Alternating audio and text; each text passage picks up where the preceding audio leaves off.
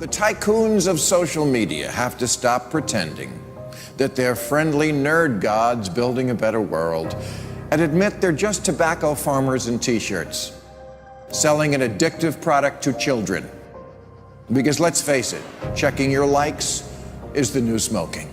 Philip Morris just wanted your lungs. The App Store wants your soul. There are 2 billion people, more than 2 billion people on Facebook. That's more than the number, it's about the number of notional followers of Christianity. People check their phones 150 times a day, the millennial sort of audience. And so if you think about it, from the moment you wake up, it's like you're jacked in to this environment. And thoughts start streaming into your head, designed by a few technology companies. What we find is the typical person checks their phone every 15 minutes or less, and half of the time they check their phone, there's no alert, no notification. It's coming from inside their head telling them, gee, I haven't checked in Facebook in a while. I haven't checked on this Twitter feed for a while. I wonder if somebody commented on my Instagram post. That then generates cortisol, and it starts to make you anxious, and eventually your goal is to get rid of that anxiety, so you check in. And apparently we feel stressed when we can't get our phone or when our battery is about to die. You probably know this feeling. And a research done in Australia among 3,000 people under the age of 30 found that 9 out of every 10 admit to feel this anxiety while having his battery dying. Steve Jobs revolutionized the entire world with the iPhone, and he never let his children use it because he did not want them dependent on technology. Right now, an infant is getting their first laptop that's soft and squishy and makes noise. Right now, a child is being born online and being favorited and retweeted. The hypergenerational segregation of our time is bizarre, unhealthy, and historically unprecedented.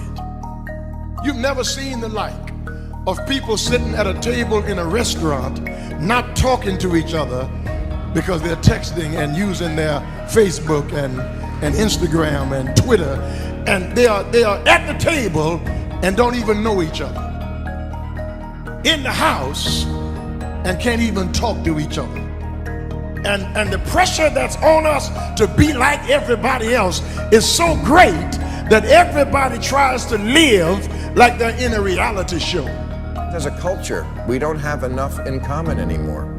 And that's because the internet, which was supposed to unite the world, has become too adept at serving us personalized content. Do you know what I saw on Yahoo's front page this morning? No, you don't, because mine isn't the same as yours. People get news feeds now that just spit back customized stories based on what we've clicked on in the past.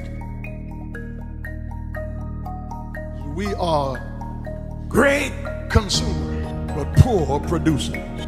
We will buy what we can't afford with money that we don't have to impress people we don't even know, trying to be like everybody else. Get off of Facebook and put your face in a book.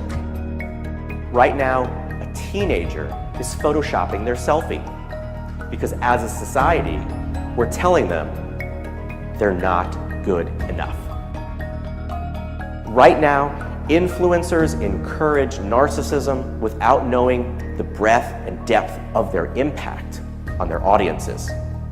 Right now, 40,000 spectators are in an Olympic football arena watching a competitive esports competition because this is this generation's football match. There's always this narrative that technology is neutral and it's up to us to choose how we use it. This is just not true. Technology is not neutral. It's not neutral. They want you to use it in particular ways and for long periods of time because that's how they make their money. You don't realize it, but you are being programmed. It was unintentional, but now you got to decide how much you're willing to give up, how much of your intellectual independence. If you feed the beast, that beast will destroy you. If you push back on it, we have a chance to control it and rein it in. And it is a point in time where people need to hard break from some of these tools and the things that you rely on. The short-term dopamine-driven feedback loops that we have created are destroying how society works. No civil discourse, no cooperation, misinformation, mistruth. And it's not an American problem. This is not about Russian ads. This is a global problem. I challenge everyone to try going 1 week without social media. Don't let your phone and social media control you.